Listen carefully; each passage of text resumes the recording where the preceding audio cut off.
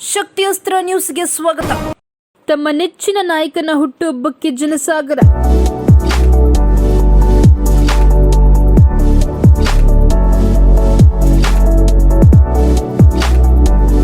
ಹೌದು, ದಾಸರಳ್ಳಿ ಕ್ಷೇತ್ರದ ಕೆಪಿಸಿಸಿ ಕಾರ್ಮಿಕ ಘಟಕದ ಪ್ರಧಾನ ಕಾರ್ಯದರ್ಶಿಗಳಿರುವ ಜೆಬಿಎ ಚುನಾವಣೆ ಆಕಾಂಕ್ಷಿಗಳು ಆದ ಶ್ರೀ ಬಾನಾ ರವಿರವರಿಗೆ ಹುಟ್ಟುಹಬ್ಬದ ಸಂಭ್ರಮ.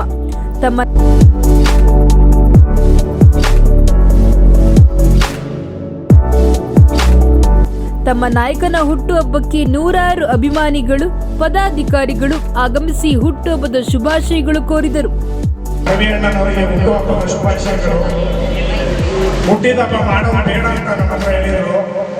ಆದರೆ ಅವ್ರ ಬ್ರದರು ನಾವು ಎಲ್ಲ ಸೇರಿ ಅವ್ರು ಗೊತ್ತಿದ್ದಲೇ ಹುಟ್ಟುಹಬ್ಬ ಮಾಡಲೇಬೇಕು ಅಂತ ನಾವು ಪಣ ಪಟ್ಟಿ ಮಾಡಿಸುವ. ಇನ್ನೊಂದೇನೆಂದ್ರೆ, ನಮಗೆ ನಮ್ಮ ಯಜ್ಞಗಳಿಗೆ ಜನ ನಾಯಕ ಬೇಕು.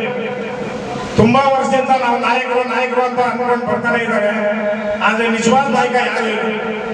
ನಮ್ಗೆ ಮುಂದಿನ ದಿನಗಳಲ್ಲಿ ಜಿಬಿ ಆಕಾಂಕ್ಷಿಯಾಗಿ ಹಾಗೂ ಮುಂದಿನ ಕಾರ್ಪೊರೇಟರ್ ಆಗಿ ನಮ್ಮ ರವಿ ಅಣ್ಣನವರ ಮಿಸಸ್ ಅವರು ಗೆಲ್ಬೇಕು, ಗೆದ್ದೇ ಗೆಲ್ತಾರೆ.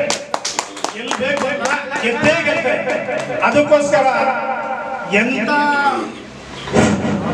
ಎಷ್ಟೇ ಎಷ್ಟು ಪ್ರಯತ್ನ ಮಾಡ್ತೀವಿ. ನಮ್ಮ ಯಜ್ಞದೇವಾರಿಗೆ ನಮ್ಮ ರವಿ ಅಣ್ಣನವರ ನಾಯಕ ಬೇಕು.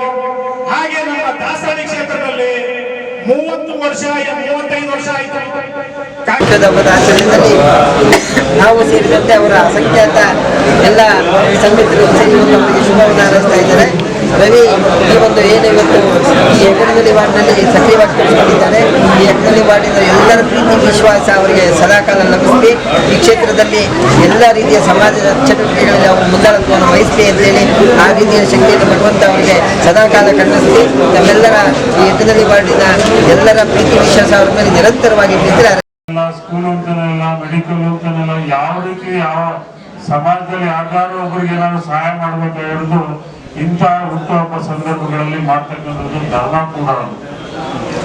ಹಾಗಾಗಿ ನಮ್ಮ ರವಿ ಅತ್ಯಂತ ಯಾವುದೇ ಕಾರ್ಯಕ್ರಮ ಮಾಡಿದ್ರು ಕೂಡ ಜನಪ್ರಿಯವಾಗಿ ಮಾಡ್ತಾರೆ.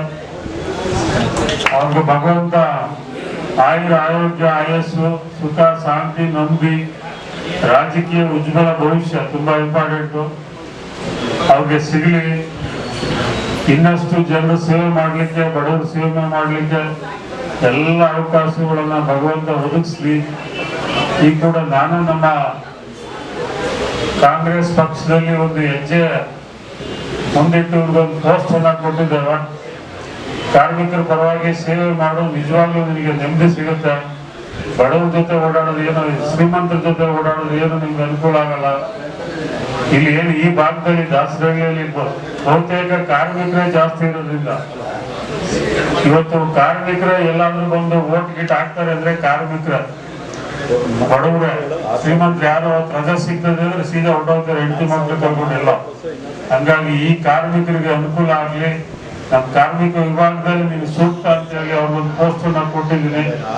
ಆ ಪೋಸ್ಟ್ ಅನ್ನ ಉಪಯೋಗಿಸ್ಕೊಂಡು ರಾಜಕೀಯ ಉಜ್ವಲವನ್ನು ಬೆಳೆಸ್ಕೊಳ್ಳಿ, ಇನ್ನಷ್ಟು ಜನ ಸೇವೆ ಮಾಡಲಿ ಅಂತೇಳಿ ನಿಮ್ಮೆಲ್ಲರ ಪರವಾಗಿ ಭಗವಂತನಲ್ಲಿ ವಿಶೇಷವಾಗಿ ಪ್ರಾರ್ಥನೆ ಮಾಡಿಕೊಂಡು ರವಿಗೆ ಆಯುರ ಆರೋಗ್ಯ ಆಯಸ್ಸು ನೆಮ್ಮದಿಯನ್ನು ಕೊಡ್ಲಿ ಅಂತ ಪ್ರಾರ್ಥನೆ ಮಾಡ್ತಾ ಅವ್ರಿಗೆ ಶುಭಕಾಮನೆ ಕೊಡ್ತಾ ಇದ್ದಾರೆ. ನಮಸ್ಕಾರ.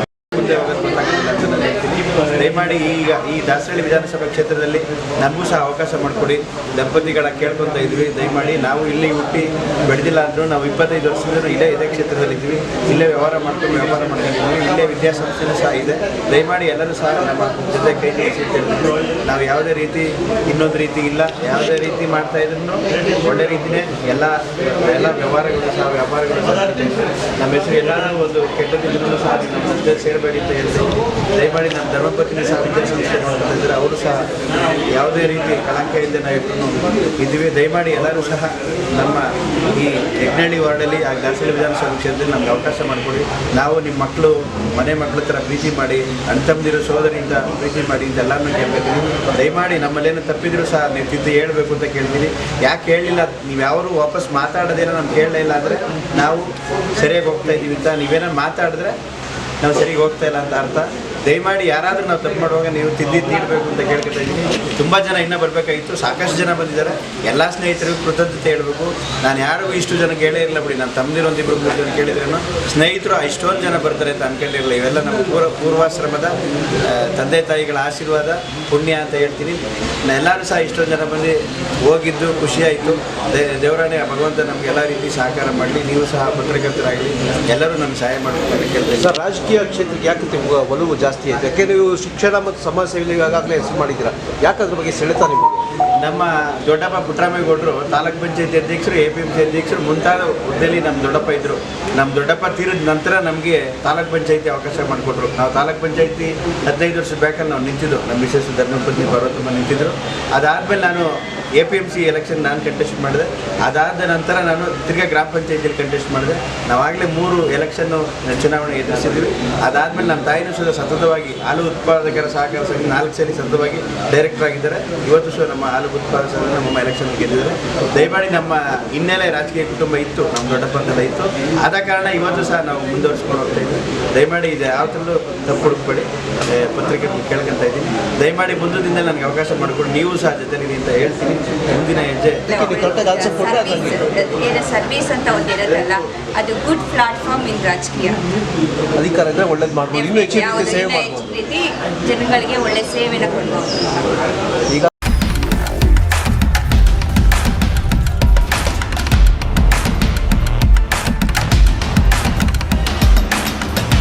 ಶಕ್ತಿಯಸ್ತ್ರ ನ್ಯೂಸ್ ಕನ್ನಡ, ಆಫ್ ಕೋರ್ಸ್ ಇದು ಕನ್ನಡಿಗರ ನಾಡಿಮಿಡಿತ.